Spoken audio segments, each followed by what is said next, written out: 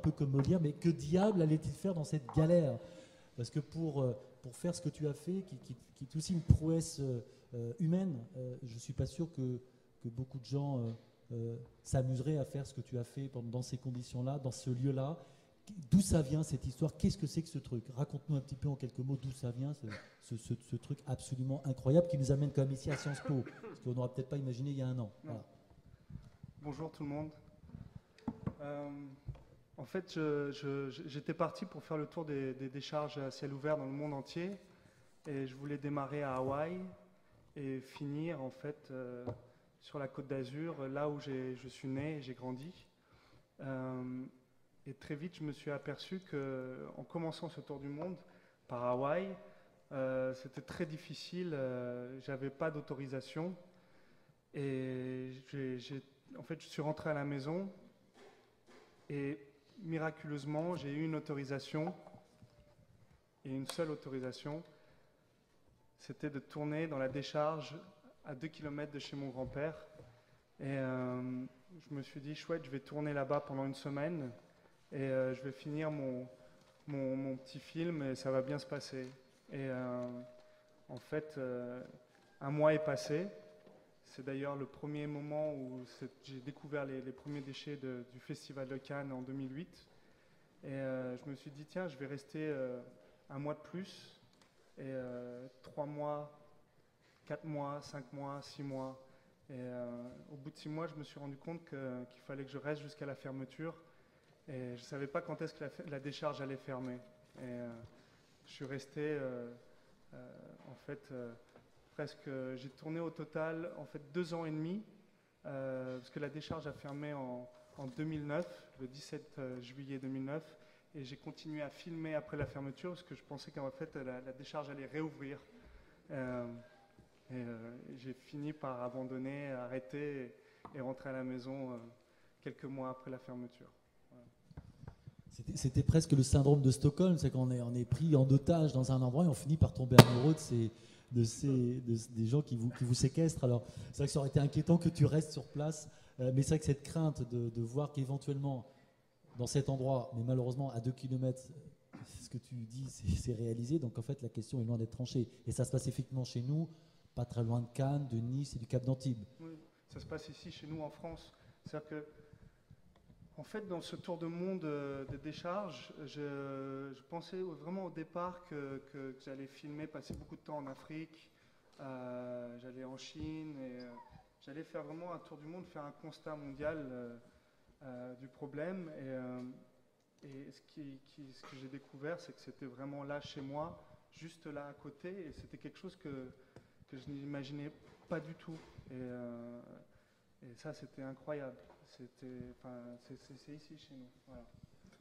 Alors là, on va tourner un peu sur la table, mais juste une question qui nous taraude tous, c'est on comprend d'où ça vient, on comprend ce parcours personnel, mais tout ça, ça doit servir à quoi? Enfin, on prolongera avec Yann Thomas tout à l'heure, mais tu as un regard sensible d'artiste, de réalisateur, mais tout ça, pourquoi? Et donc à quoi doit servir tout ça? Et on est dans un lieu un peu emblématique d'ailleurs pour répondre à la question. Je me suis beaucoup posé la question et je crois que c'est le but, c'est de relancer le débat, de rebondir, parce qu'il y a des solutions et c'est important de rebondir et d'avancer. Voilà, moi je pense qu'on peut rebondir et c'est de relancer le débat justement. C'est une très très bonne transition parce qu'on va faire du débat. Alors le film a aussi fait débat, on a cité le Festival de Cannes, puisque le film a aussi fait débat pendant le festival, pas parce qu'il a été présenté malheureusement, en tout cas pour l'instant, mais c'est parce qu'effectivement un certain nombre de choses. Et encore une fois, on se sent peut-être tous responsables, c'est un petit peu le fil conducteur peut-être des gens qui sont autour du film, de se dire, quelque part on est tous responsables, aussi bien d'ailleurs vous que moi, que les opérateurs privés, que les collectivités locales, que les décrets européens, que les grands opérateurs en Chine et en Inde, peu importe, on est tous responsables de ce bazar qui est derrière. Et en tout cas, pour le Festival de Cannes, il y a eu une actualité poussée par des ONG sur justement qu'est-ce qu'on fait avec les tapis qu'on change tous les jours.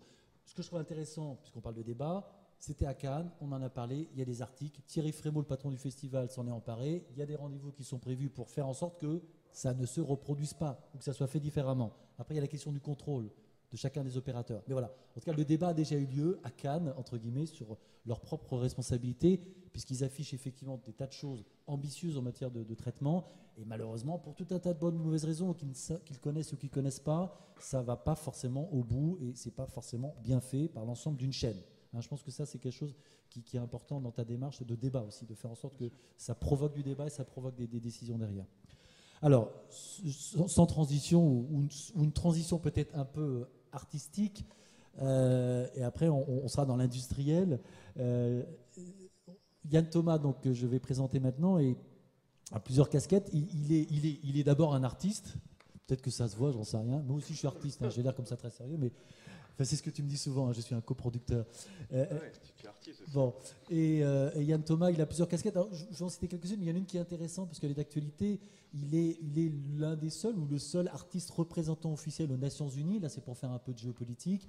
Et il y a quelques semaines, me semble-t-il, tu étais aux États-Unis et tu as rencontré Ban Ki-moon avec le président de la Sorbonne. Donc, c'est juste pour vous dire qu'on peut être artiste, être dans l'influence, être aux Nations Unies, être avec Ban Ki-moon et être avec le patron de la Sorbonne. Alors, autre casquette qu'a Yann Thomas, c'est que c'est aussi un professeur des universités à la Sorbonne et justement, pour faire le lien entre ses expressions artistiques, il s'intéresse beaucoup au développement durable, il va le dire pourquoi, et puis il a tout un tas de gens dans un truc qui s'appelle Artflux, qui sont parfois des chercheurs, qui peuvent être des artistes, qui peuvent être des entrepreneurs, mais qui ont la volonté de peut-être d'illustrer pour peut-être rendre compte, dénoncer ou alors montrer les belles choses de la vie en matière d'environnement.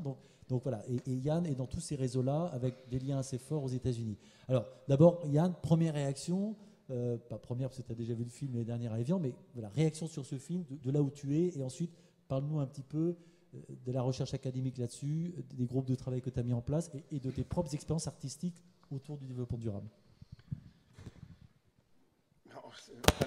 Le grand intérêt de cette expérience d'aujourd'hui, c'est que finalement je le vois pour la seconde fois. C'est-à-dire que le choc premier que beaucoup d'entre vous ont dû avoir aujourd'hui à la rencontre de ces images, je l'ai déjà eu. Donc du coup, la seconde vision, en plus avec plusieurs mois qui séparent cette première vision, eh bien, j'ai beaucoup d'énergie aussi. Tu vois, on sent que dès qu'on fait le moindre, c'est. Alors, donc, l'idée quand même d'avoir un certain recul par rapport à ton film, ça m'intéressait aussi, parce que du coup, c'est pas que ça me rapproche de toi, parce que toi, tu as une certaine, je pense, une telle vision panoramique de ce que tu as vécu, que tu ne peux pas ressentir le film tel que le spectateur le ressent. Mais en tout cas, quelque part, je perçois dans un second temps, avec beaucoup plus de froideur et moins de passion, eh bien d'autres niveaux de lecture de ce film. Alors, avant d'approfondir ce que je ressens, je vais simplement faire écho à ce que disait Pascal, c'est que, en effet, ce que je trouve intéressant aujourd'hui dans la posture de l'artiste, c'est qu'il puisse allier sa relation au terrain, donc la pratique, à une réflexion critique qui s'ancre aussi dans l'affirmation d'une posture.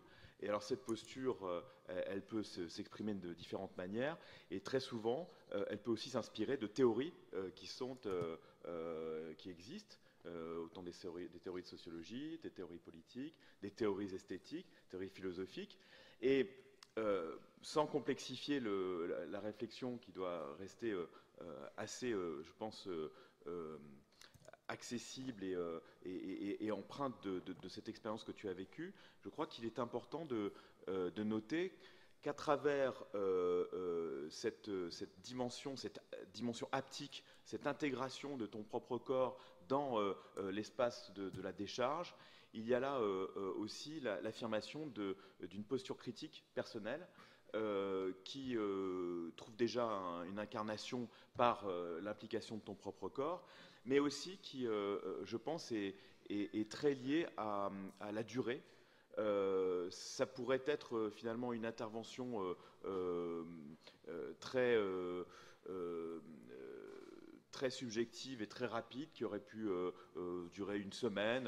Donc voilà, avec finalement un grand nombre d'images telles que celles qu'on a pu voir pendant le film.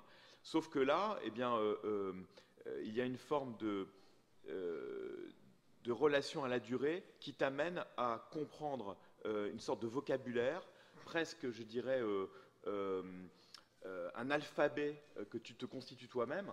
Et c'est ça que je trouve assez formidable, c'est que tu arrives dans ce terrain un peu comme avec les yeux de l'enfant, et qu'au fur et à mesure, tu nous mets en face de nos propres responsabilités, mais avec une forme de regard, de naïveté voulue et assumée, qui nous pose aussi un petit peu autant comme bourreau que comme victime.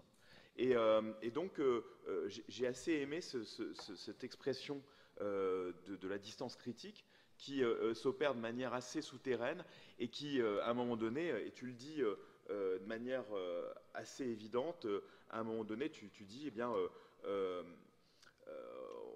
on a tout abîmé. On a tout abîmé. Enfin, il y a quelque chose où c'est ce monsieur Raymond, voilà, qui dit on a tout abîmé. Donc c'est le on on se réapproprie aussi cette responsabilité, mais et puis le fait de parler de l'abîme, c'est aussi pour moi l'incarnation de la situation dans laquelle on est, mais plus, je dirais, dans un sens plus large, et donc au niveau global.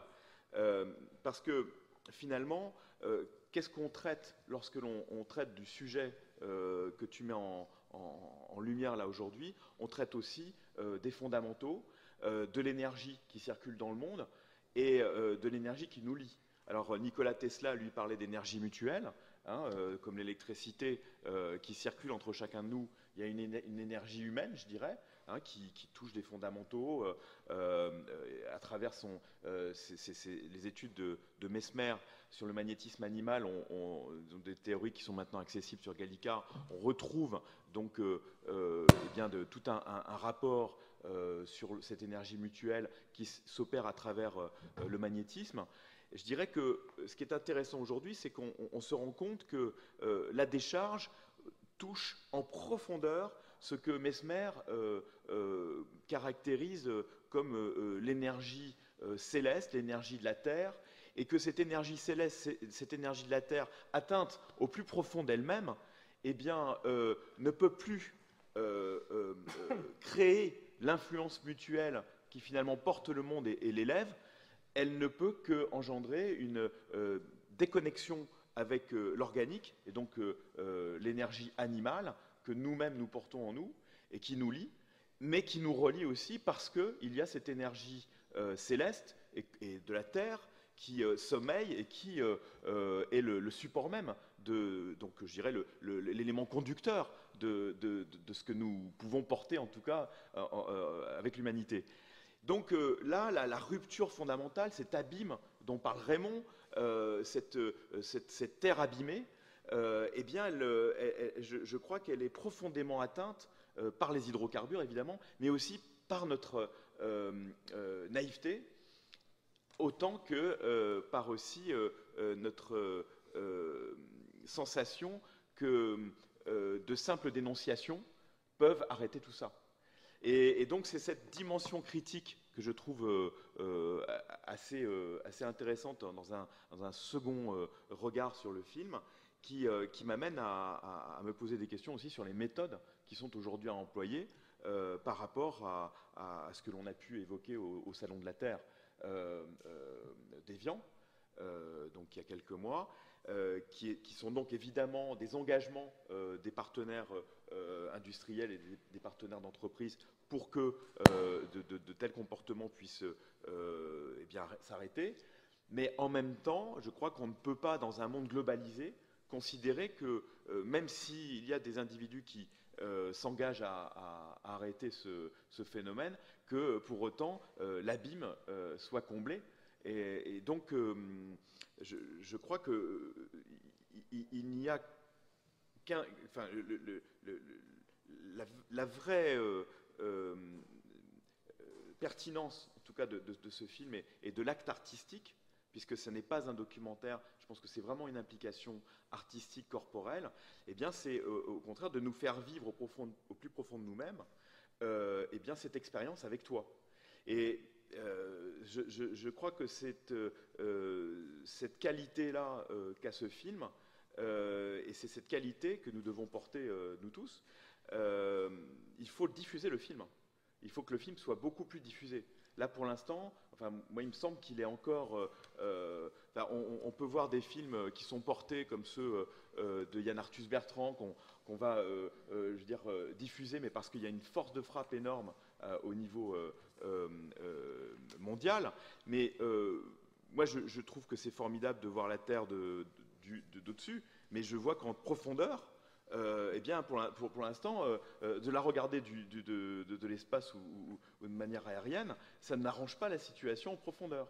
Et donc, la situation en profondeur, on doit se l'approprier. Donc, pour se l'approprier, il faut pouvoir vivre des expériences comme tu nous fais vivre. Et c'est un peu ça aussi qui m'intéresse dans cette relation entre pratique et théorie. Pour cela, d'ailleurs, pour reprendre Pascal et puis pour laisser la parole à mes voisins. C'est pour cela qu'à l'université, on s'intéresse beaucoup à la relation. Pascal faisait référence à ma posture artistique, c'est que en tant que chercheur, nous sommes à peu près une cinquantaine, on est une équipe CNRS, art, économie, sciences politiques, et on s'intéresse beaucoup non seulement à des interventions qui vont être liées à des expériences artistiques, mais aussi à l'analyse et à la réappropriation des concepts économiques, juridiques, politiques, qui peuvent nous aider, à l'image de ce que même Édouard Glissant a réussi à faire avec l'Institut Tout le Monde, eh bien de réunir certains archipels qui sont eux-mêmes, je dirais, non pas en déshérence, mais en présence, mais que nous devons absolument relier les uns avec les autres. D'où, et pour finir justement cette intervention préalable, d'où l'idée, à mon avis, de procéder comme tu le fais, c'est-à-dire en tant qu'observateur, autonome. Hein. On remarque que d'une part tu te nourrissais sur place, tu dormais sur place, tu as créé un réseau sur place de connaissances. C'est une intervention aussi que tu as fait de manière un peu illicite, donc semi-protégée d'une certaine manière, donc avec une vraie projection de ton corps dans des risques qui te dépassaient, hein, les risques de santé par exemple, les risques corporels tout simplement, hein, quand tu te fais ensevelir par tous ces déchets. Et puis il y a aussi des risques juridiques, j'imagine, hein, avec vous n'avez pas le droit, nanana. Bon, on voit très bien qu'à un moment donné, eh bien cet engagement, il peut donner lieu aussi à des conséquences. Donc tout ça, moi je trouve que c'est une volonté d'autonomisation aussi d'une pratique artistique qui ne demande pas qui ne va pas demander une protection particulière, ni d'avoir une autorisation particulière, mais qui va quand même se fondre de manière, une forme d'entrisme quand même dans l'espace d'observation. Et d'ailleurs, le terme d'observation, qui revient en permanence, montre bien dans quelle posture tu te tiens. Hein. On voit bien la posture de l'ONU par rapport au statut de l'observation et de l'observateur. On voit bien aussi les conséquences que cette observation peut avoir. C'est autant elle va dénoncer, elle va être le reflet d'une situation, et elle va aussi la signaler, l'analyser et la décrire, mais autant elle ne peut pas agir en profondeur, ce qu'on voit avec la Syrie actuellement, on voit avec d'autres situations. Donc je pense que c'est intéressant de voir dans quelle posture tu te situes sur le terrain de l'environnement et de l'art. Voilà. Merci beaucoup Yann pour cet éclairage. On reviendra peut-être tout à l'heure. Peut-être des réactions avant de passer aux questions en fin de présentation. Les uns et les autres réagiront à ce qui a été dit. Alors on va redescendre non pas de Yann Arthus Bertrand du ciel à la terre ou profondeur et à la coupe de notre société comme les tectoniques de plaques. Et on va effectivement, je vais effectivement laisser la parole à Claude Solars, qui est le vice-président du groupe Paprec. Et là, on va effectivement aller dans le concret d'industriels, de gens courageux qui ont parfois quitté des grands groupes qui travaillent dans l'environnement, que je connais aussi un petit peu par parcours personnel, et qui ont, depuis un certain temps, trouvé des solutions, qui recrutent des gens, qui mettent en place des technologies, qui ont beaucoup d'ambition, qui le font très sérieusement. Et en plus, Claude Solard, juste un mot pour vous, parce que votre parcours est assez exceptionnel. Je vois Brice Lalonde qui est avec nous, mais en 1960, vous, avant même Rio, en 92, avant même toute l'équipe accompagnée par Gilles Béraud au mois de juin dernier, vous aviez déjà monté une structure en 1960 pour faire du recyclage de papier. Donc ça prouve qu'il y a des gens qui peuvent être courageux et visionnaires, et pas seulement après tout ce bazar médiatique. Et en tout cas, le groupe Paprec fait des choses assez exceptionnelles. Votre président a illuminé les débats de Osons la France il y a quelque temps, créé une dynamique absolument incroyable autour de ces métiers-là. Il y a donc des savoir-faire, de l'emploi, du chiffre d'affaires, des développements pour trouver des solutions. Donc je vous laisse parler un petit peu de tout ça. Et d'abord vos réactions sur le film, évidemment. D'accord. Je vais faire que ça, j'essaie de faire court parce que j'ai pris tellement de notes que j'aurai beaucoup de choses à dire. Bonjour à tous.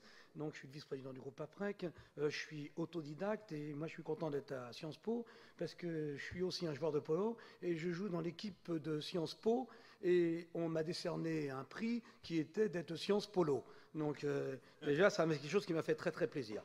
Alors, je suis autodidacte, donc je n'ai pas fait des grandes études. Le groupe Paprec, c'est 60 usines, 3500 personnes. Et pour moi, ce film, que je trouve très intéressant, mais c'est d'abord un film d'horreur, un film d'épouvante, je dirais un film de gangster, et j'ai très peur de la généralisation. C'est surtout là-dessus que je voudrais développer.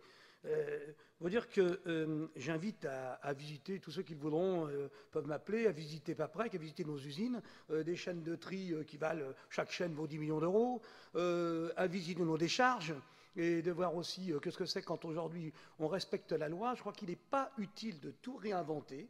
Hein, je vous entends, c'était très intéressant ce que vous dites, mais on a l'impression qu'on réinvente tout. Il ne faut pas réinventer, il faut simplement empêcher, et dans le Midi, bien sûr, c'est pire qu'ailleurs. On a 3 usines à Marseille, et je peux vous dire que nous souffrons, et je ne donnerai pas trop de détails. Et il faut empêcher les gangsters d'agir. Et là, c'est du gangstérisme, car les filières, la législation, tout est prévu sur la façon de mettre ces déchets en décharge. Alors d'abord, c'est une décharge qui n'a pas de déchetterie, c'est obligatoire. On devrait tout trier. Et donc, chez Paprec, on trie les vieux papiers, on trie le verre. Le verre, 100% du verre est refait avec le calcin qui vient des bouteilles. On trie les déchets de chantier, on trie les piles, on trie les déchets toxiques. Tout ça peut se trier et tout ça, en plus, est valorisant. Et valorisant, y compris en valeur financière. On n'a pas besoin de le mettre en décharge, puisque quand vous allez en décharge, vous payez, et quand vous le triez, vous allez récupérer des matières premières, des valeurs marchandes. Les collaborateurs, je dis les 3500 personnes de chez Paprec, sont des gens que nous essayons et nous réussissons à motiver. Et un de nos slogans, c'est qu'il faut être fier de trier les déchets des autres. Donc ce côté un petit peu où vous assimilez vous-même à un déchet, je trouve ça intéressant. C'est intéressant, mais c'est quelque chose qui me fait peur. Car si aujourd'hui, moi, bientôt, dans peu de temps, 68 ans, et si je continue à travailler, et si je suis motivé, c'est parce que je suis dans une boîte extraordinaire, une entreprise qui a des vraies valeurs. Nous luttons contre l'exclusion, nous luttons aussi pour que l'égalité femmes-hommes, pour que ceux qui n'ont pas fait d'études puissent être considérés et qu'un diplôme à Sciences Po ne puisse pas déterminer une vie entière. Et autrement, je ne serais pas là aujourd'hui. Donc, il est quand même utile que si on n'a pas fait d'études, on a peut-être aussi sa chance. Moi, j'ai eu la mienne. C'est plus difficile aujourd'hui. Bon, et donc, quand on n'a aucun respect des lois, je me notais, on est dans un film de gangster. Alors, la législation sur les déchets toxiques, quand je vois les lixivia qui sont déjà déversés sur ces ordures, mais il y a des lois. D'abord, le premier responsable, c'est le propriétaire du terrain. Il est éternellement responsable. Donc aujourd'hui, on pourrait le poursuivre. Alors aujourd'hui, on a aussi des règles qui font qu'une décharge comme celle-là, il va falloir qu'elle soit retraitée. Alors bien sûr, qui va payer? Ça, c'est un gros problème. Quand on voit les millions de mètres cubes qui ont été mis dedans, ça doit vraiment être compliqué. Je me notais, alors on a une filière matelas, on a une filière, c'est aussi des filières de l'État qui nous les imposent. Si Éco-emballage doit bien connaître le problème, ils connaissent comment on est encadré. Je dirais que c'est un film vérité. Parce que j'en ai visité, bien sûr que je connais des décharges comme celle-là, mais qui est loin de la vérité du recyclage. Vous avez, et je comprends que vous ne voulez pas de procès, vous avez flouté un des plus gros employeurs de France, où on voit tous ces camions qui déchargent, mais je défie de trouver un camion Paprec allant vider dans des conditions pareilles, hein, et sans avoir trié. Et alors bien sûr, on a beaucoup plus de mal à être compétitif par rapport aux voyous qui vont avoir une rentabilité formidable en balançant tout dans une décharge, où je suppose qu'elle leur appartient et qu'elle ne leur coûte rien. C'est pour ça que sur le moment, je suis assez horrifié. On peut utiliser la biomasse. Nous faisons du combustible de substitution. On a une chaîne, par exemple, pour le combustible de substitution à Toulouse, où nous avons un accord avec Lafarge. Et pour fabriquer du plâtre ou du ciment, nous leur vendons des déchets d'ordures, on va faire un mot simple, qui ont été enrichis par des déchets verts et avec lesquels ils vont faire du combustible, parce qu'il faut beaucoup de combustible pour faire du ciment. On fait aussi du compost, on fait des engrais. Donc on peut quasiment réutiliser, allez, je vais dire 80% des déchets. On pourrait 100%. Le problème des 20% qui restent, c'est le problème de leur coût. Parce que c'est la dernière tonne, la tonne de trop coûte une fortune. Et il y a un moment où il faut aussi assurer la rentabilité de l'entreprise. Voilà un peu les quelque chose que je voulais dire. Donc vous dire qu'une décharge comme ça se réhabilite. Les cercueils, ils devraient faire de la biomasse ou servir pour les panetiers. Hein, que ce que j'ai encore mis. Donc je vous l'ai dit, tous ceux que ça intéresse, hein, je leur fais des visites d'usine quand ils veulent. Hein. Groupé, c'est encore mieux, comme ça éviterait de faire une centaine de visites. On a une filière moquette depuis peu. Voilà. Et donc, ce que je voudrais d'abord, pour finir, je vais essayer d'aller vite maintenant, je crois que là-dedans, les politiques, les industriels, les pouvoirs publics, ils sont tous complices.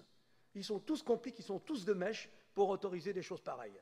Car si je faisais ça dans l'une de nos décharges, si j'en faisais le 10e, aujourd'hui je serais en prison. Les lois, elles existent. Tous les délits auxquels nous avons assisté, c'est pénal. Et donc, je ne comprends même pas qu'on puisse le faire. Si j'ai une explication, on peut tout faire dans le midi de la France. Et je ne parle pas de la Corse, parce que là, ce n'est pas en France. Merci. Merci. Merci beaucoup. Moi, les choses sont claires. Il y a beaucoup de tonicité dans ce que vous dites. En vous écoutant, on entend souvent sur les déchets, on en parlait tout à l'heure avec Éco-emballage, on parle souvent du verre, qui est un bon exemple. Et finalement, en vous écoutant, ce n'est pas que le verre et que le papier. Après, il y a des processus, il y a des technologies, il y a des groupes. Déchets de chantier, les Exactement. piles, etc. Et il manquait un acteur très important, qui ça m'a beaucoup étonné, ce sont les rats. Parce qu'habituellement, il y a autant de rats que d'oiseaux dans ce genre de décharge. Pas dans celle-là, elle est tellement polluée, je pense que... Que les rats sont partis. Ouais. D'accord. Je n'ai pas vu, en tout cas, vraiment. D'accord. Ouais. Oui, non, mais je vous crois. Je suis comme un admirateur de ce que vous avez fait, de ce que vous avez vécu. Hein. Alors, est-ce qu'on peut regarder un peu plus au-delà de Paprec, donc dans ces secteurs-là, dans ces métiers-là, de regarder au-delà de la France, peut-être l'Europe et le monde. Les défis sont considérables partout, pas qu'en France, c'est comme le Tchernobyl. Hein. Et donc, pour l'Europe, alors quid de Paprec au niveau européen sur ces métiers-là, quid de l'univers de vos concurrents ou des gens qui font le métier comme vous, et puis quid des pays peut-être un peu sensibles. Quand je dis sensible, c'est pas péjoratif. Des pays comme la Chine ou l'Inde, où parfois on se dit ces gens-là, ils polluent, mais parfois aussi, dans beaucoup de domaines, et notamment dans les technologies, ils ont des tas d'ingénieurs qui imaginent des solutions et ils iront peut-être plus vite que nous. Alors, quelle est la vision que vous avez sur ces enjeux et ces défis et les business qu'il y a derrière en Europe et dans d'autres pays du monde? Et par rapport à Paprec, évidemment, par rapport à d'autres. Dans nos expériences, d'abord, nos usines ne sont installées qu'en France et en Suisse. Nos décharges également. Nous sommes un acteur donc limité dans sa géographie, mais nous avons un peu moins de 20 ans d'existence. De tout ce que nous constatons à l'étranger, il y a des choses qui sont intéressantes, mais franchement et en toute prétention, nous n'avons pas beaucoup de leçons à recevoir en matière technique. Nous savons traiter tous ces problèmes-là, nous avançons, nous avons nos propres ingénieurs, nos propres laboratoires, et on est tout à fait capable d'avancer. Je crois que la limite au traitement du déchet, c'est la technique. Et donc, il faut qu'elle évolue. Et elle avance constamment, et constamment dans les nouvelles chaînes. On a des nouveaux... moi, franchement, j'aimerais bien que vous veniez vivre 1 heure ou 2 dans l'une de nos usines. Vous verrez, vous n'avez pas besoin de cette tenue. Okay. Vous ne mangerez pas des conserves de poubelle. On déjeune très, très bien dans nos usines, en plus. Et vous verrez, et vous pouvez interroger le personnel, surtout, parce que c'est ce qui m'intéresse beaucoup. C'est de voir, eux, quel est leur ressenti et leur considération par rapport au travail que nous faisons. Que ça m'est essentiel, ça. Sur les pays, enfin Chine. Non, Inde, les autres, parce non. que- Bah, parce on- que- bon, alors, mais juste tout une le question. monde est au courant du désastre qui peut exister à Naples, où c'est la mafia qui tient les décharges, où des gens meurent empoisonnés. On est tout à fait dans le film. En Inde, vous avez des enfants, des gens qui travaillent pour démanteler des navires, les pieds dans des milieux dans lesquels on sait qu'ils vivront pas longtemps. Bien sûr qu'il y a des désastres dans des tas de pays du monde. On vient de découvrir une espèce de décharge souterraine, là, souterraine en plus, en Russie, j'ai lu ça ces jours-ci. Bon, bien sûr, il y a une pollution et l'argent, la plupart du temps, guide les hommes plutôt que de se dire qu'on fait un travail qui est utile, qui doit bien sûr être rentable, mais au-delà de la rentabilité, qui doit laisser une trace durable, puisque ne pas oublier que tous ces déchets, ce sont nos matières premières. Nous n'avons pas de richesse en France. Et donc, nos vieux papiers vont en papeterie, nos ferrailles, nos métaux vont en fonderie, nos piles vont resservir à faire des piles, le verre à faire des bouteilles. Nous réutilisons tous ces déchets. Et donc, ces déchets, c'est notre richesse. On avait ce slogan que j'aimais pas beaucoup, mais qui est quand même parlant, c'est de l'or dans nos poubelles. C'est dans nos poubelles que nous faisons vivre 3500 personnes chez Paprec, et j'espère beaucoup plus dans quelques temps. En vous écoutant, on va passer la parole du côté sûr. des co-emballages, mais Excusez-moi. c'est vrai qu'on a un peu l'impression, ce qui serait peut-être utile, et là peut-être pour les politiques ou pour les réseaux d'entrepreneurs dans le monde entier, c'est que ce discours-là puisse générer d'autres créations de ce type-là ailleurs. Et si vous pouviez en être un porte-flambeau, c'est pas pour faire du cocorico français, c'est pas le sujet. C'est de se dire, cette expertise-là que vous avez, c'est un peu dommage de savoir qu'elle n'est pas forcément démultipliée.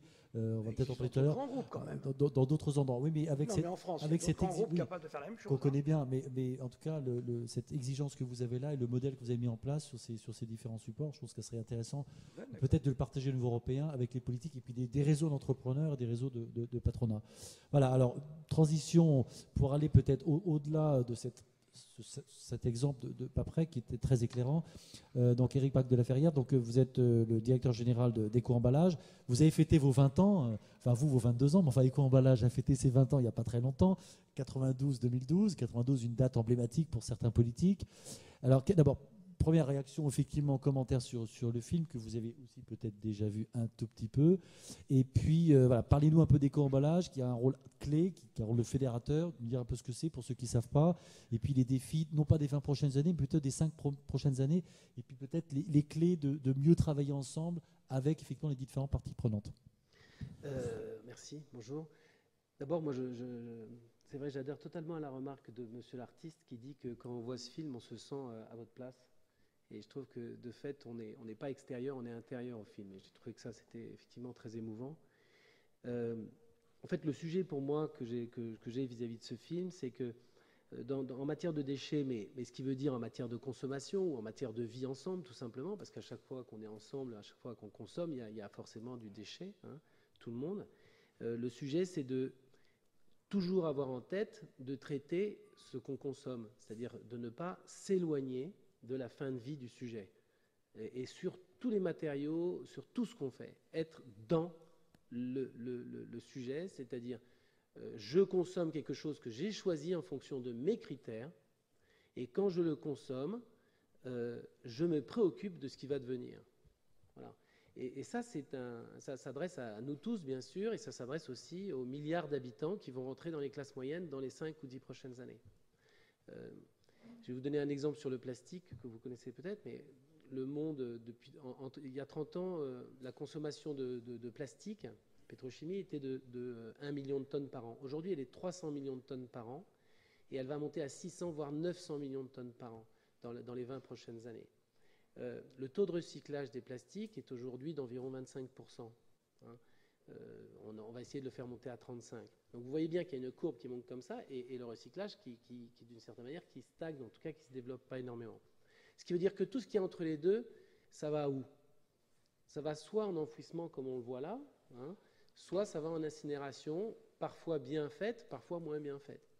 Donc le sujet qu'on a, nous, chez Eco-Emballage, d'abord j'aimerais dire que je vais vous expliquer ce que c'est quelle décision a été prise en 92 par certains politiques, par des industriels et puis par des élus locaux. Ils ont dit, voilà, où est-ce qu'on met la responsabilité du traitement des déchets? Où est-ce qu'on la met? Est-ce qu'on fait une taxe locale? hein, donc les habitants payent, on les met dans un trou, on les brûle, on les trie, peu importe, à l'époque, en tout cas on trouve une solution, et c'est une taxe locale. Est-ce qu'on fait une taxe nationale? Donc on monte d'un cran, etc. Ou bien est-ce que finalement on donne la responsabilité aux industriels qui produisent les produits emballés? C'est la décision qui a été prise à l'époque où personne parlait d'écologie. Cette décision, c'était à mon avis une innovation sociale majeure. Pourquoi? Bon, après ça s'est mis en place lentement. Pourquoi? Parce que finalement c'est celui qui produit, hein, c'est celui qui fait qui est, hein, comme quand on était jeune. Donc celui qui produit, il est là pour finalement payer le moyen, hein, donné au consommateur pour qu'il puisse ne pas polluer. Donc c'est un peu complexe, mais puisqu'on est ici, je vais essayer de le développer. En 1970, l'OCDE crée le principe du pollueur-payeur. Tout homme, femme, individu, personne morale, organisation, etc., doit payer l'impact de ce qu'il, entre guillemets, produit. D'accord? Donc pour les organisations, ça peut marcher, parce qu'ici, cette école, elle produit un déchet, et on le voit bien dans ce document-là, et ben, elle paye son élimination. Donc il y a quelque chose qui est fait pour ça. D'accord? Mais un individu, il est assez diminué par rapport à ça. Donc les entreprises doivent lui donner le moyen de ne pas polluer. C'est le bac de recyclage, le bac jaune. Après, l'individu est responsable. Et c'est en ça que moi, ce film me touche, c'est que nous sommes tous responsables, ce n'est pas les autres. C'est pour ça que quand vous parlez de c'est la faute aux bandits, aux machins, etc., peut-être, certainement, mais c'est aussi notre faute, et nous sommes la principale barrière à la pollution par notre comportement. Voilà. Et donc, qu'est-ce qui se passe? Eh bien, si un individu il le jette par terre, ce déchet, mais il y a quelqu'un qui le ramasse, forcément, ici, dans d'autres endroits du monde, personne, et donc il pollue. Si quelqu'un le ramasse, c'est un coût, et je paye ce coût. Nous payons tous notre. Si je le mets dans le mauvais bac, même chose, ça coûte plus cher. Si je le mets dans le bac de recyclage, là, ça change tout. Ça change tout. Pourquoi ça change tout? Parce qu'en fait, il va suivre un chemin cher, mais intégré dans le prix du produit, qui va lui permettre de régénérer quelque chose, pour une grande partie d'entre eux. Voilà. Donc c'est ce qui a été décidé à l'époque, c'est Éco-emballage. Aujourd'hui, on a un chiffre d'affaires de 640 millions d'euros qu'on donne aux collectivités locales, parce qu'on a délégué cette responsabilité aux collectivités locales, qui elles-mêmes font appel à des opérateurs privés ou en régie. Moi, ce que je note, et ce film-là, c'est une leçon, c'est que c'est en fait une succession de laisser-aller qui, petit à petit, ont fait ça. Ne croyons pas qu'il faut aller prendre quelqu'un, mettre sa tête au bout d'un pic et de le balader dans la rue pour montrer que c'est le responsable. Il n'existe pas. C'est toute une série de responsabilités du consommateur pour jusqu'au final. Moi, je pourrais très bien dire, nous, on a 640 millions d'euros, on les donne aux collectivités locales, elles n'ont pas fait le boulot, je ne suis pas dedans. Non, ce n'est pas vrai. Je suis dedans, parce que quand je donne ce contrat aux collectivités locales, ma responsabilité est de m'assurer, parce que la responsabilité, ce n'est pas de déléguer, la responsabilité, c'est d'être sûr qu'après la délégation, c'est fait. C'est ça un projet, hein, c'est de faire en sorte que ce soit fait. Et donc moi, quand je vois ce film-là, eh ben, je me dis que finalement, il y a eu un trou dans la raquette important, etc. Alors, globalement, je rejoins ce que dit monsieur aussi. C'est vrai que sur la France, ce film-là nous ouvre les yeux et les oreilles. Et globalement, sur la France, ça se passe quand même pas si mal, globalement. Le problème que nous avons, il est que la consommation aujourd'hui, finalement, doit se poser une question. Est-ce qu'on peut encore consommer comme ça? C'est la question. Est-ce qu'on ne doit pas consommer plus justement et réfléchir là-dessus? Il y a pas mal d'études qui sortent en ce moment et qui sont archi intéressantes. Il y a le livre vert de la Commission européenne qui est totalement intéressant sur le plastique, qui est écrit d'une manière remarquable. On a l'impression toujours que l'Europe produit des textes difficiles à lire et un peu pénibles. Il fait 30 pages, regardez-le, il est en français et dans d'autres langues, et il explique bien cette problématique. Et moi, je crois qu'il faut absolument relancer ce qui a été fait il y a 20 ans, c'est-à-dire d'agir en responsabilité, que tous les acteurs soient mis en responsabilité. Ça, c'est la responsabilité du législateur. C'est vraiment de mettre en marche les acteurs pour qu'ils puissent se mobiliser. Et voilà, donc moi, c'est ce qui m'anime.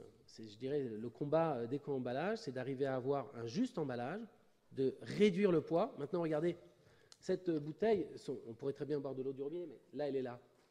Cette bouteille, elle est à la limite même de sa fonction.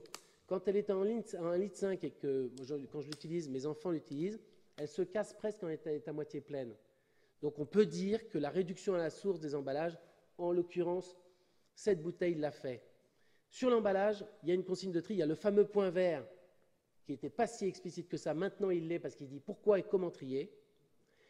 Et en fin de ça, ce groupe-là paye presque 5% de son chiffre d'affaires pour éliminer son plastique. 5%. Voire plus de 2 fois l'impôt sur les sociétés. Ce qui est considérable. D'accord ? Alors, c'est un groupe qui fait des produits très bien, hein, mais dont il est ce qu'on appelle le low cost. Hein, donc, il est très impacté par le prix du point vert. Mais va-t-on incriminer une entreprise qui a baissé énormément son poids, qui a informé son consommateur et qui paye 5% de son chiffre d'affaires pour l'éliminer? Si vous l'interrogez, lui, d'une manière légitime, je ne l'ai pas fait, il va dire, bon, ben, très bien, que dois-je faire encore? D'accord? Et alors, par ailleurs, après, malheureusement, aujourd'hui, avec le système mis en place, on n'en récupère qu'1 sur 2 de bouteilles. 1 sur 2 pour une contribution de plusieurs dizaines de millions d'euros. Moi, la question que je pose, c'est comment on arrive à un résultat aussi mauvais? Comment on arrive? Doit-on faire en sorte... En 92, la création des camps-emballages a été faite. La même année, presque le même mois, nous, on était créé le 1er avril. Donc, le permis à points est né. D'accord? Depuis, il y a eu une division, je crois, par 3 ou par 4 du nombre de morts sur les routes. D'accord? Grâce au permis à points. Pourquoi? Parce que le permis à points, c'est un indicateur. On sait où on en est. Aujourd'hui, on n'a pas encore assez d'indicateurs environnementaux. Enfin, moi, par exemple, une bouteille sur 2, c'est pas assez. Doit-on contraindre le consommateur? Doit-on contraindre la collectivité locale? Doit-on nous tous nous contraindre pour arriver, comme un permis à points, à faire en sorte qu'on passe à 2 sur 3, voire... Aujourd'hui, les entreprises, lui, il met à peu près 50% de recyclé dans sa bouteille. Il n'arrive pas à trouver les tonnes pour l'acheter, la matière recyclée, parce qu'elle n'existe pas. Le prix du recyclé est au même prix que la matière vierge. En Guadeloupe, il y a quelqu'un qui a créé une usine de recyclage, il s'appelle Christian Torres. Il a mis 11 millions d'euros dans son usine pour recycler ce qu'on appelle bottle to bottle. Il a eu 60% d'aide. Merci. Aujourd'hui, il a besoin de 4000 tonnes par mois. D'accord? En Guadeloupe, on consomme 30 000 tonnes, d'accord, par an. Il a besoin de 700 tonnes par mois.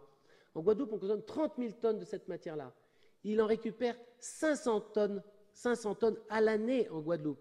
On est obligé de lui fournir du plastique qui vient de métropole, d'Haïti et d'ailleurs. C'est un énorme scandale. Il a créé 40 emplois là-bas, c'est à 5 km de la consommation et la bouteille n'est pas mise dans le bon bac. Donc elle va à la décharge de l'incinérateur et on importe par bateau, etc., la matière pour qu'il puisse réinjecter. On marche sur la tête, clairement. On marche sur la tête. Donc la question que je pose, moi, c'est doit-on contraindre ou doit-on passer par une rémunération sociale du geste du tri? Quand je trie dans ma ville, eh ben, je vois l'effet immédiatement par ici la création d'une aire de jeu, là, je ne souhaite quel bénéfice social. Mais moi, je m'interroge, doit-on contraindre, doit-on rémunérer socialement ou directement le bon trieur versus le moins bon. Voilà. Mais enfin, c'est une question ouverte, hein, je n'ai bien sûr pas la réponse. Merci beaucoup. Je crois que l'exemple là est très éclairant, à la fois sur la bouteille, sur l'industriel qui est derrière, cet investisseur en Guadeloupe. Après, on va rentrer dans le débat, mais je pense que les solutions qui permettent de contraindre, et l'histoire du permis à point est un très bon exemple. Ça a emmerdé tout le monde. On est passé de 12 000 à 3 000 morts par an. Basta. On ne discute pas. Moi, je suis le premier à être emmerdé, comme tout le monde, mais basta. Voilà. Donc, c'est clair que la contrainte... ensuite, c'est vrai que la valorisation... En réfléchissant à ça, quand j'étais au Yémen il y a très longtemps, l'histoire des sacs plastiques dans un site patrimoine de l'UNESCO, c'est vrai qu'il y a un côté choquant et on se dit, finalement, les gens eux-mêmes qui ont la fierté de leur territoire, qui ont la fierté des bâtiments historiques qui sont là, et c'est peut-être à eux, alors je ne sais pas si c'est de la valorisation sociale, mais en tout cas, une espèce de fierté personnelle de se dire que ce soit en Guadeloupe ou dans d'autres pays, quand on fait ce tri-là, quand on respecte ou quand on crée de l'emploi localement grâce à ces nouvelles activités, on a une espèce de fierté locale qui se traduit par des emplois, qui se traduit par des comportements vertueux. Et peut-être qu'en termes de communication, parce qu'on a des gens qui sont des communicants ici, vous étiez un communicant avant d'ailleurs, peut-être que des grandes campagnes de communication un peu futées, un peu agiles, un peu comme ça se fait pour le tabac ou pour les accidents de la route, hein, des trucs un peu soit violents, soit poétiques. Et c'est vrai qu'un film comme ça, on est effectivement dans une communication de dénonciation, mais aussi de responsabilité et de courage. Il peut y avoir d'autres types de communication pour révéler des comportements vertueux.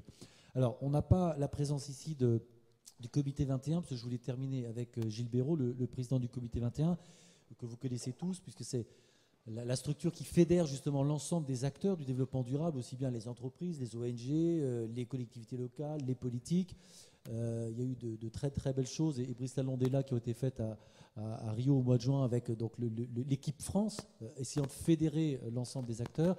Vous êtes au conseil d'administration du comité 21. Peut-être est-ce qu'on peut avoir un point de vue de cette organisation un peu fédératrice, du rôle qu'elle pourrait jouer, peut-être de façon plus dynamique, de façon plus forte, plus incisive, mieux communicante, pour régler les questions que vous avez évoquées. Est-ce qu'une structure comme ça, fédératrice, transversale, pourrait jouer peut-être un rôle plus Alors, je actif? viens d'y rentrer seulement, donc ça date d'il y a une semaine, donc, mais néanmoins, je connais bien cette organisation-là. Elle a une vertu, c'est qu'elle fait de la transversalité. C'est-à-dire que vous avez à la fois, enfin, tous les acteurs sont là, autour de la table, entre les entreprises, les collectivités, les entreprises du déchet, les associations, et ils sont tous autour de la table. Nous sommes tous autour de la table. Et le but est de créer de la transversalité. Je crois que c'est un des axes majeurs. C'est des cultures qui sont quand même très différentes. Monsieur de Paprec, effectivement, il est normalement, enfin, il est très éloigné du monde de l'industrie de la grande consommation, il est plus proche des collectivités locales. Mais c'est généralement des milieux qui sont assez étanches. Et donc, le but de cette organisation, c'est de créer des ponts entre les structures. Moi, je pense qu'il faut relancer tout ça, parce que je crois que les ponts ne suffisent plus. Il faut, je crois, avoir un peu plus de densité. Moi, je le vois bien avec Emballage. Les premières années, les capitaines d'industrie étaient présents au conseil d'administration. Ensuite, ça roulait, quoi. Donc, finalement, la place a été prise par plutôt des gens qui étaient dans la fonction, enfin des fonctionnels d'entreprise. Hein. Pour ceux qui travaillent dans les entreprises, vous savez comment ça marche. Il y a les opérationnels, ceux qui font le chiffre, qui décident, hein, qui font ça, et puis après, il y a les fonctionnels qui gèrent. On est passé à un conseil d'administration qui gérait. Et là, je pense qu'on a perdu quelque chose. Et c'est un peu pareil dans les collectivités locales, quand les élus s'éloignent du sujet, et j'en veux pas du tout aux techniciens, parce que je travaille toute la journée avec eux, et ça se passe très bien, mais que les techniciens gèrent versus l'élu. Ce sujet est un sujet d'élu. Parce que quelqu'un qui fait du tri sélectif, il ne jette pas de papier par terre. Donc s'il ne jette pas de papier par terre, on a plus de propreté. Quelqu'un qui, on a fait une opération aux Minguettes, où on a recruté des grands frères, et donc parce qu'on avait un taux de refus aux Minguettes de plus de 60%. Donc la poubelle, grosso modo, on disait aux gens trier, mais comme elle n'était pas du tout de bonne qualité, elle ne rentrait même pas au centre de tri. Elle allait directement en décharge ou à l'incinérateur, enfin chez Digital, enfin bref, ailleurs. On s'est dit, c'est pas possible, ou bien on arrête ce machin-là. Personne ne pouvait rentrer dans la cité. L'État n'était plus là. Et donc, on les a recrutés, et ils ont été tapés à la porte des gens, parce qu'on a 4700 ambassadeurs de tri qui fonctionnent chaque jour et qui vont cage d'escalier par cage d'escalier pour expliquer ce que c'est que le tri. Vous ne pouvez pas savoir comment cette opération a marché et quelle fierté les habitants ont eu à se dire moi aussi je peux agir. C'est le premier geste environnemental dans ce pays aujourd'hui, parce que les gens agissent, tout simplement parce qu'ils disent moi je fais ma quote-part, je mets ça dans mon... Résultat, ça a baissé, on est tombé à 25% de taux de refus, donc là la poubelle, vous savez bien, est exploitable, même si elle est un peu chargée, elle est exploitable. Et moi ce que j'ai mesuré, c'est sans y retourner en formation, on a des indicateurs pour regarder la remontée de ce taux de refus. Je me suis dit, c'est très bien, on a mis un coup de pied dedans, et puis ça va remonter, on va repasser à 5. On est à 28% aujourd'hui. Donc ça ne remonte pas, et ça c'est vraiment une grande nouvelle pour moi.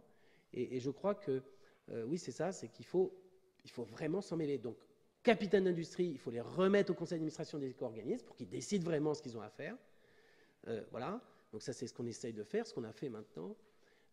Les élus doivent endosser ce sujet-là et non pas que le délégué, et ainsi de suite. Et puis les habitants effectivement doivent s'en mêler. Vous voyez quelqu'un qui ne trie pas, appelez Éco-Emballage, on va vous donner des kits de tri, vous devez devenir ambassadeur de tri, vous verrez, c'est passionnant. Tapez à la porte de voisins pour dire est-ce que vous faites du tri, et vous verrez, ça changera tout, votre poubelle deviendra exploitable et ça va améliorer les choses. Voilà, je voudrais revenir sur l'international. La France a choisi il y a 20 ans, là aussi encore une fois une innovation importante, de faire du recyclage local. De nombreux pays européens ont choisi de faire ce qu'on appelle la reverse logistique, c'est-à-dire les containers qui arrivent avec des petites poupées, des jeux en provenance de Chine, on les bourre de déchets et ça repart là-bas. Et c'est là-bas que c'est recyclé ou traité. La France a choisi une autre option, c'est-à-dire qu'il y a un tissu de PME, ça a mis beaucoup plus longtemps à se faire. Ces PME sont fragiles, heureusement qu'il y a encore des groupes qui peuvent parfois les racheter et garder les managers pour développer la productivité et la rentabilité. Ces PME sont fragiles, mais il y en a quand même 250 qui sont à peu près là sur les territoires. Et vous savez que ce qu'il y a dans votre poubelle jaune, c'est recyclé à 93% sur le territoire national. Ça aussi, ça a été une décision politique Donc les politiques ne sont pas tous, comme on le dit bien souvent, non, ça a été une décision politique. C'était beaucoup plus simple à l'époque de t'envoyer tout ça en Inde ou ailleurs. Cette décision a été prise et c'est plutôt bien. La Chine vient d'annoncer il y a 1 mois et demi qu'elle arrêtait les importations de déchets d'Europe, voilà, notamment sur les plastiques souples, parce qu'elle en a assez chez elle pour bien s'occuper. Résultat, les pays qui faisaient de la reverse logistique vont devoir se le taper eux-mêmes, et j'espère bien que là, ça va mettre en avant justement des PME du groupe. Voilà, ça crée de l'emploi. Maintenant, moi, je fais un travail pro bono en Birmanie. Vous savez que ce pays a été sous cloche pendant 30 ans. 7000 voitures de plus par mois à Rangoon, une énorme, je dirais, 60 millions d'habitants qui vont consommer. C'est vrai que dans ces pays-là, la REP que vous avez créée, c'est-à-dire cette responsabilité de notre organisation à nous, c'est-à-dire que tous les industriels paient chaque année quelque chose pour finalement amorcer cette industrie du recyclage, cette économie circulaire, il faut absolument on n'a pas de capitaux à exporter dans ces pays-là, il faut absolument que les politiques exportent ce qu'ils ont réussi ici, quoi, d'une certaine manière, pour que ça se passe bien là-bas, parce que sinon, ça va être... Enfin, sinon, ça sera comme dans ton film, c'est-à-dire qu'on va faire les choses post-consommation ou évitement, donc ça va coûter beaucoup plus cher, et puis on va le laisser aux générations futures. Voilà. C'est ça que... Merci beaucoup Éric Blake de la Perrier de toutes ces initiatives, de cette nouvelle gouvernance. Enfin, là, on est vraiment dans des choses très concrètes qui sont mises en pratique là où vous êtes et j'espère aussi ailleurs. Peut-être une réaction rapide, j'avais promis 30% du temps, ce qui est le cas à 2 minutes près pour les questions avec la salle. Peut-être une réaction. Martin, tu veux peut-être réagir à 2-3 choses qui ont été dites là, parce qu'il y a des choses intéressantes là, dans le débat et dans les solutions, non? J'ai dit ce que j'avais à dire dans le film. Très bonne réponse. Il est parfait. Il fait ça à chaque fois et c'est très bien. Alors, on va donc ouvrir le débat. Il y a 2 micros qui sont là. Qui veut? Alors, oui, allez-y. Alors, voilà, si quelqu'un peut passer le micro. Alors, monsieur, ou alors vous allez directement. Ceux qui veulent prendre la parole, vous avez qu'à... Allez-y. Vous pouvez vous présenter? Oui, bonjour, Jean-Claude Marcus, bureau d'études Gaïa. Mais d'abord, je voudrais rendre hommage au film de Martin Esposito et apporter un petit complément à ce que vous avez dit les uns les autres. Il y a maintenant, alors j'essaye de faire le calcul, mais ça doit faire 60 ans, un film dont le réalisateur a ouvert la nouvelle vague s'appelait Le Monde du silence. Et le vôtre nous ouvre le monde des pestilences. Mais il est extrêmement intéressant sur le plan de la méthode, qui rejoint d'ailleurs les découvertes sur les neurones mimétiques. Et il est très intéressant sur le plan de l'éthologie, puisqu'en fait, vous réussissez à nous mettre à votre place extrêmement bien, ce qui nous affecte considérablement. Et je pense que, mine de rien, vous êtes en train de mettre en place une esthétique qui correspond à la fois aux moyens que vous avez utilisés et au milieu dans lequel vous vous êtes immergé. Merci, vous l'avez fait à notre place, mais nous aussi, nous avons mis le nez dans notre merde. Bon. Enfin, je voudrais apporter quelques petites corrections. Alors, c'est vrai que Paprec, c'est une entreprise qui fonctionne plutôt bien.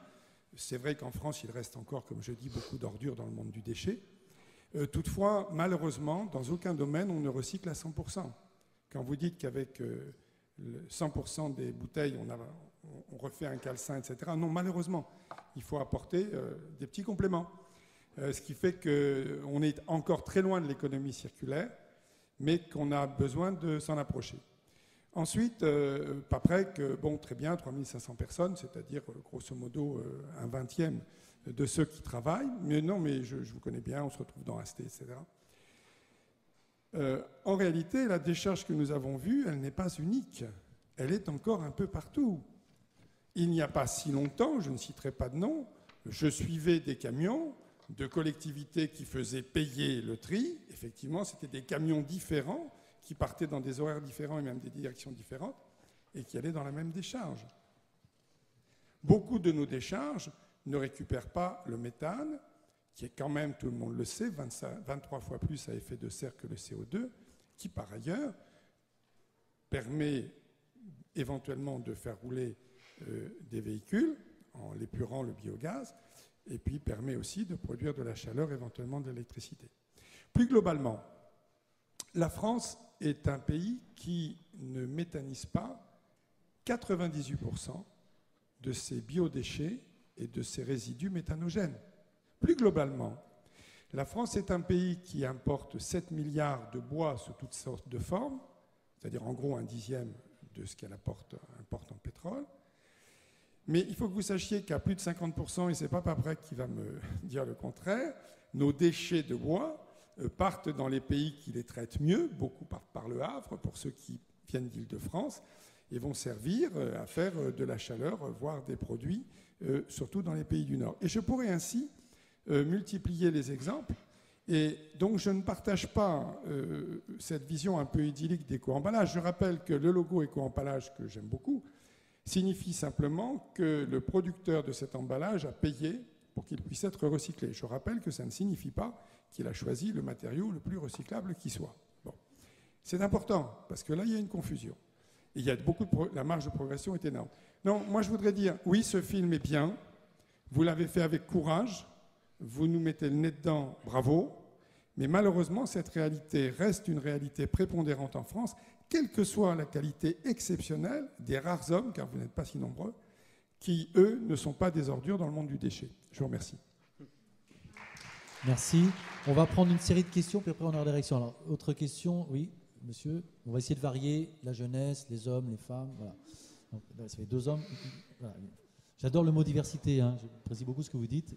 Vous aussi. Bonjour. Voilà. Merci Martin pour ce film. C'est vraiment super, et surtout quand tu surfes sur les déchets. C'est excellent. Thibaut de Société Consultant Naturel, c'est une coopérative d'études économiques dans le domaine de l'environnement. Je voulais surtout savoir, comme disait monsieur de Paprec, monsieur Couders, qui paye ? Qui va payer pour ça ? On reconnaît le logo, c'est très bien de l'avoir flouté. C'est un logo rouge avec un bonhomme comme ça. Bon, on sait qui c'est. Mais qui va payer et qui a déjà payé ? Est-ce qu'il y a des procès qui ont été engagés ? Pour reparler des solutions, il faut commencer à faire payer les erreurs passées et les erreurs encore d'aujourd'hui, avec les petites gouttes de pétrole qui sont dans l'eau quand tu es en train de te rincer la gueule. Il faut faire payer ces gens, sinon les solutions d'avenir, elles ne seront pas développées parce qu'il n'y aura pas la crainte de terminer en prison ou d'avoir une facture, une amende énorme. Et donc il faut faire payer, et il faut que les tribunaux aient des pouvoirs et des moyens. Et donc est-ce que quelqu'un a été est passé au tribunal pour cette décharge-là ? Non. Alors, deuxième question, on va répondre, on va en prendre une troisième. Madame, vous voulez pas poser une question, non ? Non, ah pardon. Là-bas, mademoiselle, allez-y. On en prend 3, puis après on va passer aux réponses. Bonjour, alors j'ai une question à monsieur Ribra de la Perrière, puisque vous avez dit que ce qu'il fallait, c'était absolument augmenter la quantité de déchets qui sont triés par les ménages. Mais je pense qu'aujourd'hui, il y a eu quand même beaucoup d'efforts qui ont été faits, plus en plus de gens trient. Et un des gros problèmes maintenant, c'est qu'il y a de nombreux déchets qui ne sont pas recyclés, alors qu'ils pourraient l'être, comme par exemple le sont en Allemagne, par exemple les plastiques très fins comme pour les pots de yaourt. Donc je voudrais savoir quel est normalement les rôles d'éco-emballage, c'est aussi d'agir en amont pour la prévention des déchets en aidant les entreprises. Donc savoir comment est-ce que vous pouvez participer à la réduction de ces déchets des déchets des emballages et aussi permettre le tri de plus grande quantité de déchets. Voilà. Merci. Merci. Alors on va déjà la première série de réponses. On commence avec vous sur les questions, les réponses que vous pouvez apporter aux différents sujets. Oui. D'abord, moi, la première réponse, c'est qu'il faut faire appliquer les lois. Voilà. C'est déjà simple. L'arsenal législatif et les contraintes en France sont énormes. Et donc on les fasse appliquer à tout le monde. Nous n'exportons pas de bois par le Havre. Les déchets de bois chez nous vont soit chez... Comment ? Oui, pas pour nous. Nous faisons beaucoup de bois. Et nous faisons... Alors, soit nous les livrons chez les panneautiers. Donc, c'est pour faire du genre Novopan. Et les panneautiers sont en grande difficulté parce que la construction va mal en Europe. Et autrement, la biomasse. Alors, nous avons passé quelques mois extrêmement difficiles parce qu'effectivement, on est très en retard dans l'utilisation et surtout dans le traitement des fumées. Parce que ce n'est pas le tout de brûler. Brûler, c'est facile. Mais il faut faire en sorte de ne pas émettre de dioxine. Si vous prenez les 2 principales brûleries de Paris, celle de Saint-Ouen et celle d'Issy-les-Moulineaux, la colonne que vous voyez, ce n'est que de la vapeur d'eau. Là, c'est traité. Mais c'est traité, mais c'est une... Pour faire un jeu de mots facile, c'est une usine à gaz. Mais en tout cas, ça se fait. Bon, donc c'était ma réponse. Et après, pour les plastiques, c'est une question de recherche. Par exemple, nous avons racheté, c'est exceptionnel, nous avons racheté une usine à Cahors qui était montée par les Chinois, qui se sont cassés la figure en France, des Chinois, et nous avons repris cette usine, et nous y traitons maintenant le film agricole, c'est très compliqué, parce que le film agricole, c'est extrêmement important. Les agriculteurs sont des gros pollueurs, et il faut les aider, et il faut faire en sorte qu'on puisse déjà récupérer, en tout cas ce qui nous concerne les plastiques. Ces plastiques contiennent 30% de terre, donc il faut transporter cette terre, il faut la trier, il faut laver ces plastiques. C'est complexe et coûteux. Bon, mais en tout cas, on a une usine maintenant qui est spécialisée là-dedans. Donc, on essaye de faire plein de choses. Et puis, moi, je voulais faire une petite remarque, c'est qu'il existe une décharge, la plus grande décharge du monde, qui correspond tout à fait à celle que vous voulez créer ici. C'est celle qui est en mer et qui est à des kilomètres de superficie, où les plastiques, par les différents courants, réunissent des plastiques. C'est une horreur. C'est sûrement l'endroit le plus monstrueux de la Terre, sur des dizaines de mètres de hauteur. Et l'idée à laquelle nous collaborons, Artus Bertrand fait partie et bien d'autres, c'est de dire que les pêcheurs n'ont plus de travail pendant 12 mois par an, à 12 mois on va enlever les congés quand même, mais pendant toute l'année parce qu'ils atteignent leur quota de pêche, et c'est donc de faire en sorte d'aider les pêcheurs à ramasser les déchets de plastique en mer avec leurs filets. Et là se pose un problème technique encore qu'on essaye en ce moment d'élaborer, c'est peut-on recycler des plastiques qui ont séjourné longtemps en mer? Voilà, alors en ce moment on travaille là-dessus. Voilà, j'ai quelques réponses. Il y a des défis considérables. Yann, tu voulais peut-être réagir Oui, absolument. Je pense que par rapport globalement, vis-à-vis des trois questions, je pense qu'il y a une nécessité de bien remarquer cette relation entre éthique et esthétique dans l'intervention de Martin.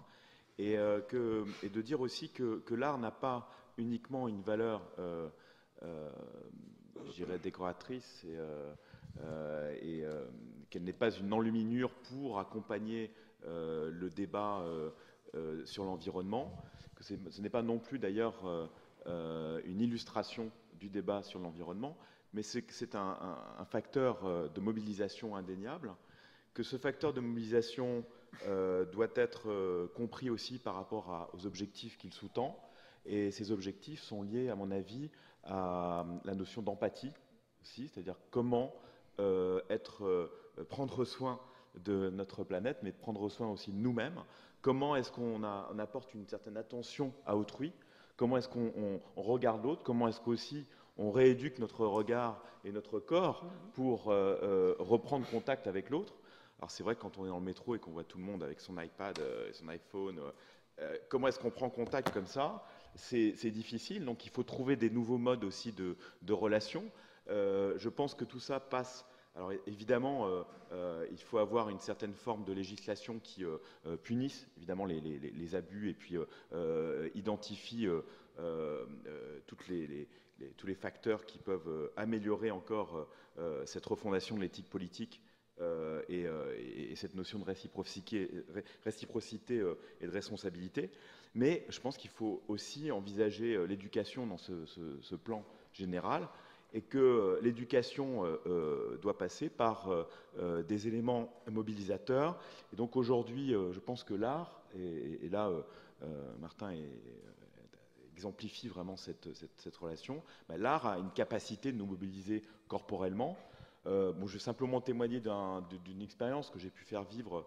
Pour ceux peut-être qui me connaissent, j'ai fait pédaler il y a à peu près un peu plus d'un an 24 000 personnes au Grand Palais pour une œuvre qui s'appelait Dynamo Fukushima. Et je n'ai pas fait pédaler que des gens qui étaient contre le nucléaire. J'ai fait pédaler aussi des gens qui étaient pour le nucléaire. Pourquoi? Parce que quelque part, ils étaient venus pédaler en hommage aux gens de Fukushima. Et donc peut-être qu'ils prenaient conscience mutuellement, et en pédalant d'ailleurs, toutes les demi-heures on s'arrêtait et on envoyait une forme d'énergie artistique qui allait métaphoriquement aux antipodes, donc allait directement à Fukushima. Mais qu'est-ce qui se passait par rapport à ça? C'est qu'il y avait des produits dérivés qui étaient vendus. Ces produits dérivés étaient vendus par des associations japonaises, et ces associations japonaises ont acheté des fruits dans les zones non contaminées japonaises, fait fonctionner l'économie japonaise, et ensuite ces fruits ont été distribués aux enfants de Fukushima, notamment des pommes, c'est le programme Ringono, et ces pommes ont une molécule qui peut résorber ces 1937 chez les enfants uniquement, mais bon, voilà, c'est une forme symbolique en tout cas d'investissement qui me ramène à la réflexion du traitement de ce qu'on consomme. Voilà, traiter ce qu'on consomme. Alors c'est la grande réflexion qu'on peut avoir sur évidemment le recyclage, mais voilà, ayons aussi une réflexion sur ce qu'on consomme en termes d'énergie dans une journée. Voilà, qu'est-ce qu'on consomme en termes d'énergie? Et cette déperdition d'énergie, si elle était réunie autour d'un projet commun qui ait une portée, je dirais, liée à cette refondation de l'éthique politique sur l'environnement, peut-être qu'elle aurait une capacité de mobiliser autrement eh bien, le public. Donc c'est pour ça que j'insiste sur le fait qu'il faut absolument diffuser ce film, qu'il faut le porter et qu'il faut aussi investir dans cette diffusion. Donc ça doit être un de nos objectifs, comme aussi la production d'œuvres de cette portée. Merci. Alors Martin, peut-être une réaction ou deux, notamment sur le site, les suites un petit peu, suite à la fermeture, de ce qui peut se passer, ce qui est en cours du côté de Villeneuve-Loubet.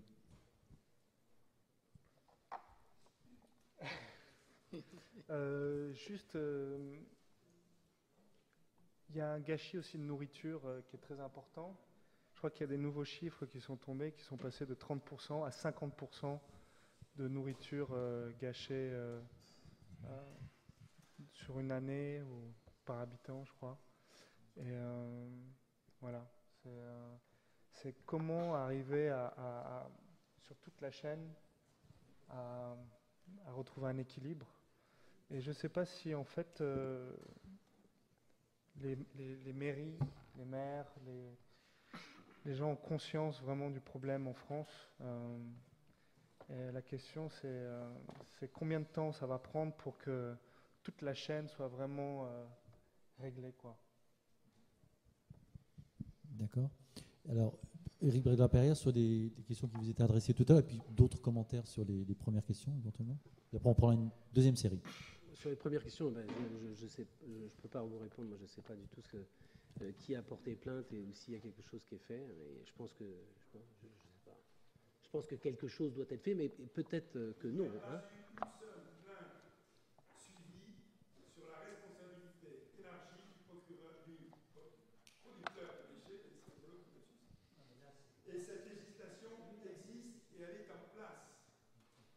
Oui, mais je pense que là-dessus.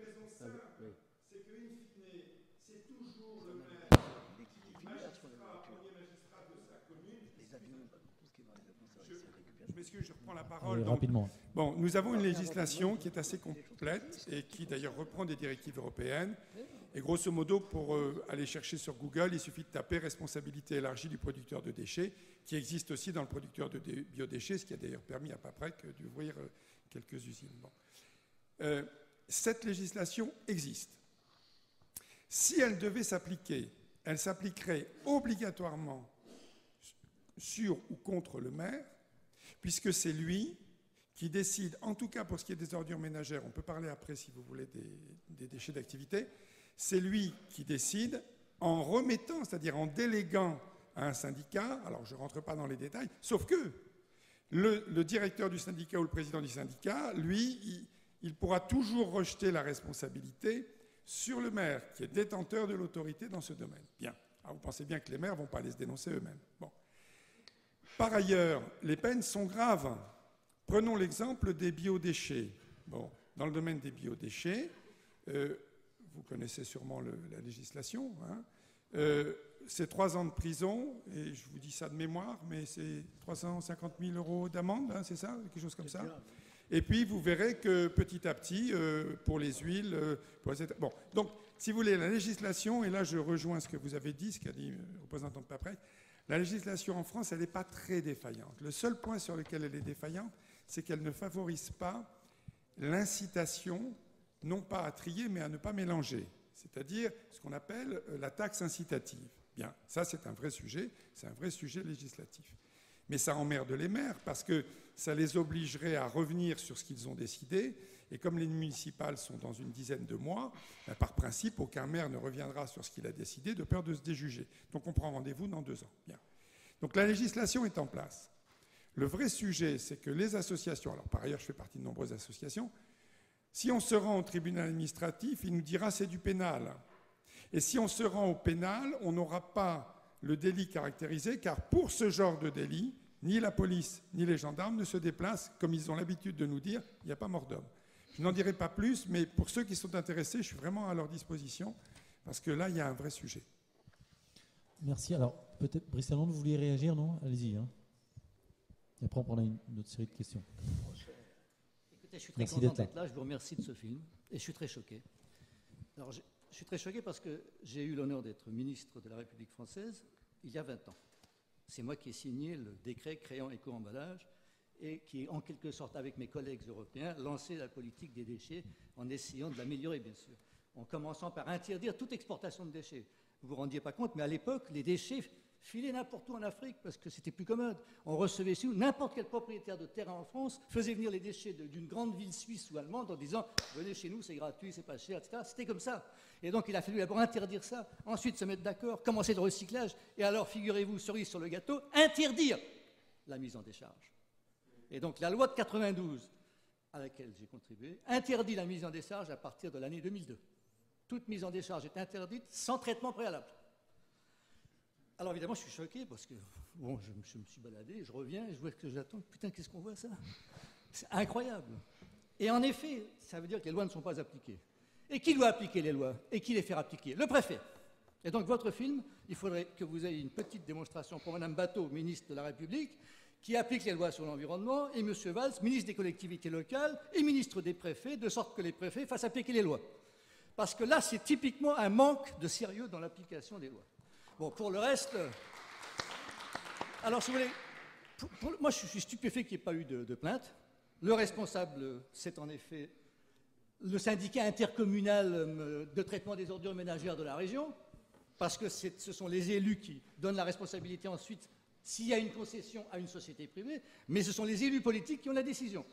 Bon, et deuxièmement, s'il y a une plainte, le procureur de la République est tenu en principe de l'instruire. Et donc toute association se portant partie civile et portant plainte au civil, en tous les cas, ou au pénal, est parfaitement recevable. Alors, est-ce qu'il y a eu plainte? Pourquoi ce procureur de la République n'a-t-il pas suivi? C'est pas normal. Donc, en effet, il y a un manquement grave. Il faudrait montrer ce film et arrêter. Et alors, la suite. Alors, c'est là que vous intervenez tous, là. La suite, c'est évidemment la production. Parce que la plus belle politique des déchets ne pourra donner que ce qu'elle peut donner. Mais ce qui compte, c'est qu'est-ce qu'on met sur le marché. Est-ce qu'on met sur le marché des choses recyclables qui consomment peu d'énergie, etc., ou est-ce qu'au contraire, on fait n'importe quoi et ensuite, les pauvres élus locaux ou les pauvres sociétés se débrouillent comme elles peuvent? Il faut qu'il y ait maintenant une politique de la mise sur le marché des produits à laquelle l'Union européenne commence à travailler pour économiser les ressources naturelles, etc. Et la suite, c'est évidemment l'économie circulaire. J'ai compris que c'était dans quelques minutes. Voilà. Merci beaucoup, Monsieur le ministre. Monsieur l'ambassadeur, hein, vous avez plusieurs fonctions. Alors, on va reprendre une série de questions. Je vais peut-être répondre juste un instant à la question sur les plastiques. En fait, tous les plastiques ne sont pas recyclables. Recyclable, ça veut dire quoi? Ça veut dire qu'il n'y a pas de bénéfice environnemental en fonction d'un certain coût. C'est toujours l'équilibre entre ce que ça coûte au final et ce que ça rapporte en matière d'environnement. Aujourd'hui, tout ce qui est mis dans la poubelle jaune est recyclé. Concernant les plastiques, c'est que les bouteilles et flacons. Tout ce qui est autre plastique va dans la poubelle grise. Et ensuite, il est soit enfoui, malheureusement, soit valorisé énergétiquement. Nous, on souhaite développer le recyclage des plastiques. À ce titre-là, on amène une expérimentation, j'étais à Nancy tout à l'heure, pour faire en sorte que 3 700 000 habitants de ce pays mettent tout leur plastique dans la poubelle jaune et qu'on en fasse quelque chose. C'est ce qu'on fait, donc on fait en sorte qu'il y ait des débouchés. Parce qu'il faut bien savoir une chose, c'est que s'il n'y a pas de débouchés, ça ne sert à rien de trier. Donc s'il n'y a pas quelqu'un qui rachète cette matière pour en faire quelque chose, c'est très important. C'est le débouché qui génère le geste de tri. On ne va pas demander aux gens de trier si on n'en fait rien, parce que dans ce cas-là, on leur ment. Juste un point qui a été dit sur les poissons et sur les pêcheurs, moi je suis totalement contre cela. Les plastiques qui sont dans la mer, ils viennent de terre, ils ne viennent pas des gens qui ont des bateaux qui le jettent par-dessus le cordage. Les plastiques qui sont dans la mer, ils ne viennent pas des ports et des zones de littoral, ou très peu. Ils viennent de la terre, c'est-à-dire qu'ils viennent de Paris, ils viennent de Strasbourg, ils viennent de Mulhouse, ils viennent de l'Europe centrale, etc. C'est ces plastiques-là. La barrière à la pollution, il ne faut pas aller la chercher en mer. Vous allez faire travailler les gens à ramasser quasiment rien. Et donc, c'est un vrai mensonge, ça. Moi, je m'inscris en faux sur ce genre d'idée qui coûte une fortune aux gens, parce qu'à la fin, c'est payé par le consommateur et le citoyen. Et il faut faire attention à ce qu'on fait payer aux gens, parce que si jamais ça ne ramène pas une valeur, un retour sur ce qu'ils payent en matière environnementale et en matière, je dirais, sociale, ça n'est pas admissible. Non, la barrière à la pollution, c'est les gestes de tri. La barrière à la pollution, c'est les centres de tri qui sont aujourd'hui poreux. D'accord ? La barrière à la pollution, c'est un axe sur la consommation et non pas après coup. Parce que ça s'appelle mentir pour moi. Voilà. Merci. Alors, s'il y a des questions, oui, allez-y. Parlez fort, allez-y.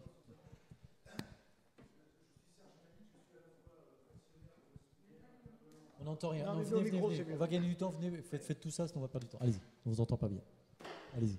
Bonjour, alors je me présente, je m'appelle Serge Malik, je suis à la fois un intervenant d'Arrêt-Flux, aussi un actionnaire de Ouest Lumière et un visiteur des usines Paprec, et je vous confirme que là-bas c'est très propre.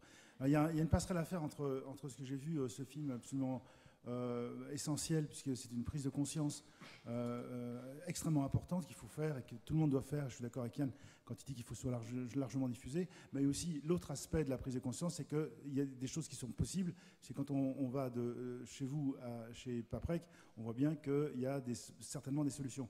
Mais moi, c'est pas ça mon sujet. Mon vrai sujet, c'est de poser la question sur l'éducation. Enfin, au fond, on est à Sciences Po ici, dans une école, mais dans quelle école enseigne-t-on d'une manière extrêmement basique, comme A, B, C, D, qu'on doit absolument, impérativement recycler tout ce qu'on consomme. Le pape a dit que ce qu'on jette, on le vole aux pauvres, aux plus pauvres, la nourriture, ce qu'on jette, ce qu'on a vu, les merguez, etc., on les vole aux pauvres. Donc, toute cette prise de conscience, il faudrait évidemment l'introduire dans le canal de l'éducation. Ça me paraît la base. Et je pense qu'il faudrait distribuer le film extraordinaire de Martin à l'éducation nationale gratuitement, parce qu'ils n'auront pas les moyens de vous rémunérer. Mais, bien entendu, on va en parler à Jean-Claude. Mais il faut absolument que les enfants voient ce film, que les enseignants voient ce film et qu'ils en déduisent une problématique éducationnelle. Voilà. Merci. C'est clair. Deuxième question, madame, allez-y. De façon très basique, je voudrais rebondir sur ce qui a été dit là et là. Pour moi, il y a un truc tout bête, c'est que dans ces sociétés, on ne fait plus le lien entre les choses. Donc, tant qu'on ne reviendra pas à du bon sens paysan, j'appelle ça, moi, la rotation des cultures, c'était intelligent.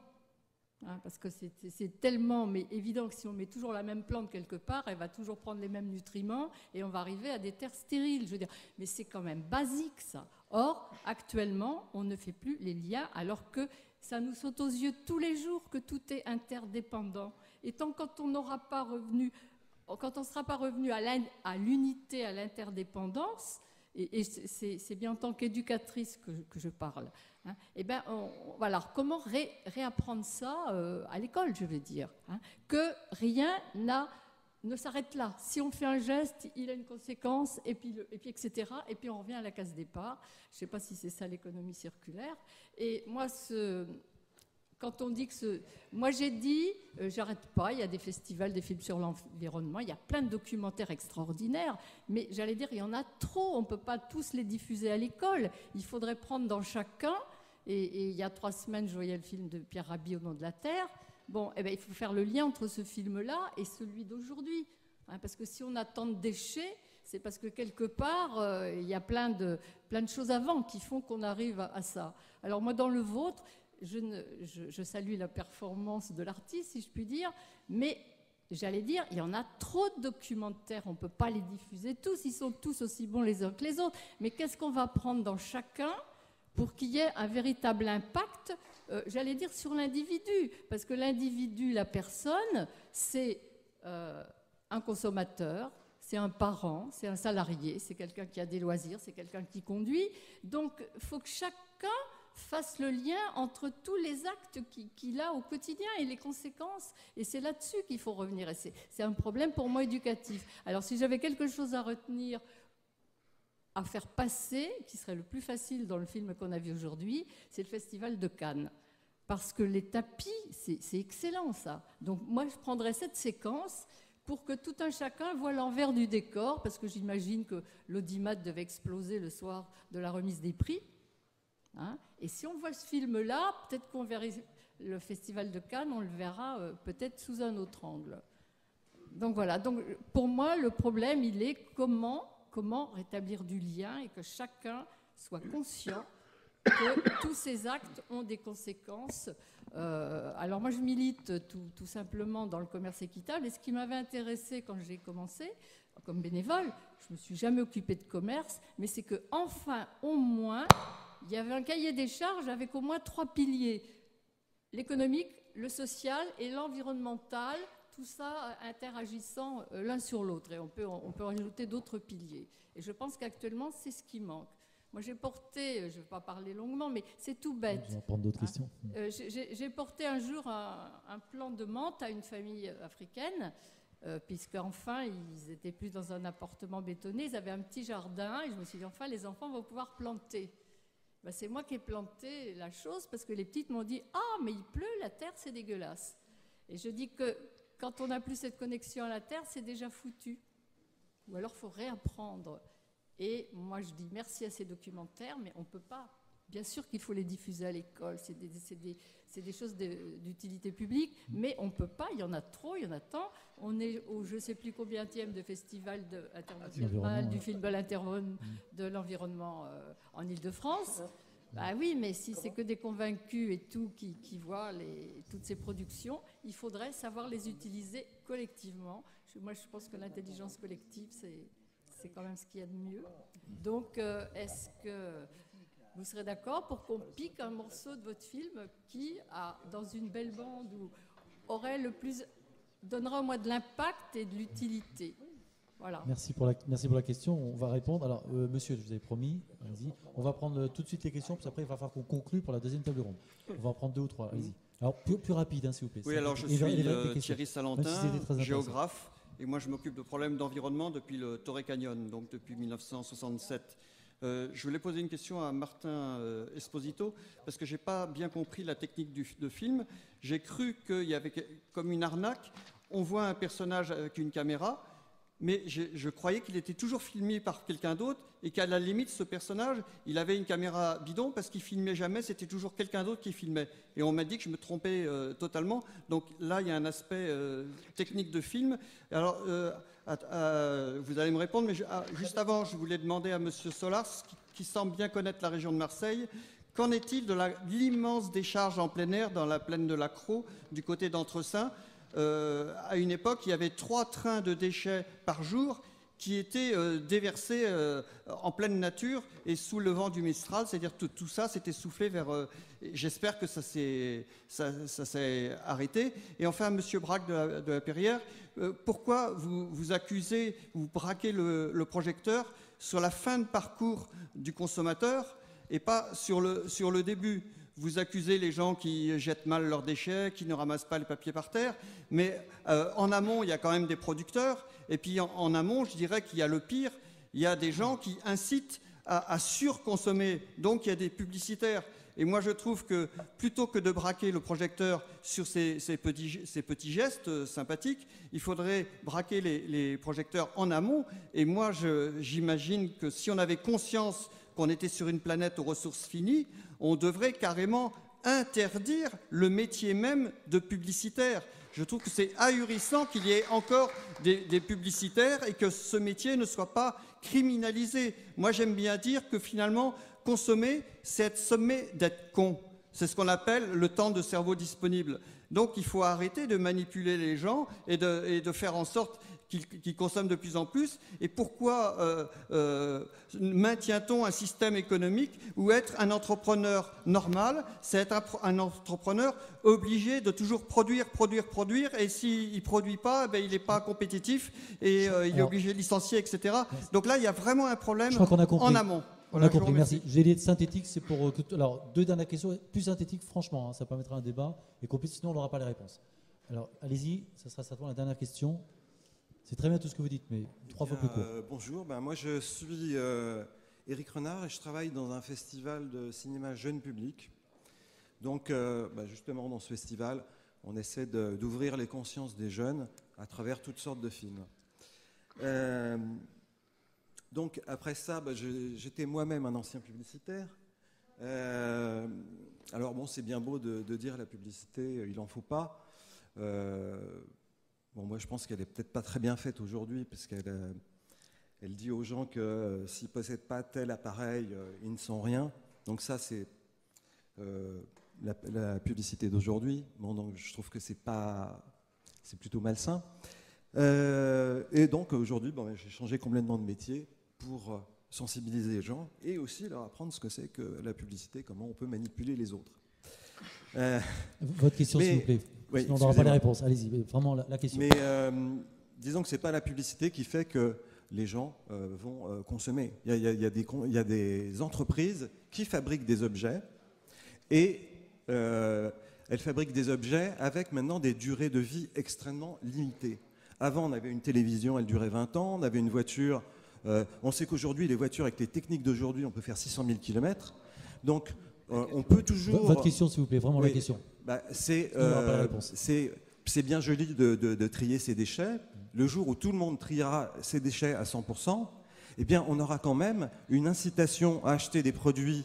Un ordinateur, avant, ça durait 10-15 ans. Bon, maintenant, au bout de 4 ans, l'ordinateur est obsolète. Donc, on le jette. Donc, là, aujourd'hui, on jette des produits qui sont quasiment neufs. Il suffirait de très peu de choses pour les faire marcher. Et là, on est dans une surconsommation qu'on ne peut pas arrêter. On ne peut pas, quand l'ordinateur, il y a un petit truc qui déconne, c'est trop cher de le faire réparer, on en achète un neuf. C'est pareil pour les voitures, c'est pareil pour tous les produits. Donc aujourd'hui, on est dans un système où, pour faire marcher l'économie, il faut constamment faire consommer les gens, surconsommer. Et même si nous, on voulait essayer de le réparer, on ne peut pas, c'est fait en sorte qu'on ne puisse pas les réparer. Donc, même si on a envie d'être responsable à 100%, on ne peut pas vivre dans un monde où il n'y a pas de déchets, parce que les industriels, eux, font en sorte qu'on en fasse un maximum de déchets. Et ça, comment on fait pour arrêter ça? Là, c'est politique, c'est économique, et là, le consommateur, il ne peut rien faire d'autre. Il est ligoté, menotté. Alors, comment on fait là? Très bonne remarque. C'est très clair votre question. On essaiera d'y répondre. Je pense certainement avec emballage. Allons-y. On a 5 minutes pour répondre à toutes les questions. Vous voyez ce que je veux dire? Allons-y. On commence par monsieur. Très vite. D'abord, vous donnez ma définition principale, c'est que recycler, c'est prendre un déchet pour en faire une matière première. La question qui m'a été posée, c'était sur la décharge de Marseille. Là, je vais faire fort. C'est un scandale pire que Naples. Oui, c'est en cours de fermeture. Ça fait 10 ans qu'elle ferme. Je sais pas, tout le monde peut lire les journaux et voit très bien ce qui se passe au niveau de la présidence du Conseil général et son frère, etc. à Marseille. C'est dans tous les journaux. Donc je crois que je délivre aucun secret pour savoir ce qui s'y passe. Donc je dirais que là-bas, c'est mafia politique, syndicale, industrielle et des gangsters. Tout ça, ça se mélange et souvent, ça s'entend très bien. Voilà. Et dans le film, juste une remarque, puisque c'est pour répondre à madame, moi, le Festival de Cannes, ce n'est pas l'image que je préfère dans ce film, simplement parce que je ne trouve que ce n'est pas la bonne cible. Le Festival de Cannes, c'est une image qui est mondialement connue, qui apporte une richesse à la ville, et je ne crois pas que les gens qui gravissent les marches sur les moquettes ont dans l'idée ou sont responsables des moquettes qui vont en décharge. Je crois que toujours, les responsabilités, il faut aller les chercher là où il y a profit à alimenter le film de l'artiste. Et c'est là moi j'aime qu'on aille aux vrais coupables et non pas aux coupables apparents. Et en plus de ça, franchement, j'aimerais bien être invité plus souvent au Festival de Cannes. Merci. Peut-être Yann, une réaction, mais alors rapide. On va essayer d'avoir des réactions et réponses rapides. Là. Pour réagir rapidement à ce que vous dites, je ne pense pas que quand on jette la culture dans l'abîme, ça soit la culture qui soit responsable de cette chute. Donc je crois que ce que Martin a fait, c'est travailler avec la matière qu'il avait à disposition. Et donc cette matière, elle était évidemment contextualisée. Donc c'est de l'art contextuel, c'est du situationnisme. Enfin, c'est tout ce qu'on peut imaginer par rapport à ce que l'art revêt au niveau politique. Et moi, ce que j'aimerais dire simplement pour répondre aux questions, voilà, que faire maintenant, je dis qu'il faut activer des expériences collectives et publiques liées à ce film. Et c'est tout ce que je souhaite à ce film d'ailleurs et à son avenir. Merci Yann, on va continuer. Alors peut-être Martin, sur le film, la date de sortie du film, soit concret, et puis les diffusions potentielles. Voilà. Il va y avoir des avant-premières tout l'été, jusqu'à la date de sortie, le 9 octobre. 9 octobre. Les tapis du Festival de Cannes, c'est pas moi qui les ai amenés dans la décharge. malheureusement, ils étaient là et voilà, ils sont arrivés dans la décharge et c'est quelque chose que j'ai pas pu contrôler. Voilà. Donc c'était important. Pour moi, c'est une symbolique, c'est l'arbre qui cache la forêt. C'est quelque chose qu'on connaît tous. C'est vrai que ce qui est incroyable dans cet endroit, c'est qu'on prête attention à tout ce qui est relié à notre vie privée. Moi, le cinéma fait partie de ma vie et c'est la première chose qui m'a interpellé quand j'étais dans la décharge. Et j'ai voulu en fait être sûr que c'était pas un accident et quelques camions comme ça qui arrivaient. Donc c'est pour ça que j'ai filmé 2 années consécutives le problème des déchets à Cannes. C'est pour ça que je suis retourné en 2009 au Festival de Cannes, dans les sous-sols, et j'ai suivi les tapis, leur arrivée dans la décharge, l'arrivée des camions, et c'était plus un hasard, mais quelque chose qui se répétait. Et c'était important pour moi de le montrer et de faire passer le message à travers le cinéma, parce que c'est à travers le cinéma qu'on passe des messages. Le cinéma, chaque film est différent, on utilise une façon de filmer différente à chaque film, on s'adapte, on utilise une ou plusieurs caméras. Ce qui compte, c'est le fond, on peut détester la forme, mais dans ce film, ce qui compte, c'est le fond, et le fond, c'est quelque chose qui nous concerne tous, et je le redis, ça se passe ici, chez nous. Voilà. Donc, voilà. Merci beaucoup, Martin. Oui, peut-être des réactions sur les questions, les dernières séries de questions. Tout à l'heure dans mon propos, je m'en excuse si je stigmatisais le consommateur. Je ne stigmatise absolument pas le consommateur. Par contre, je ne l'exclus pas de la chaîne de responsabilité.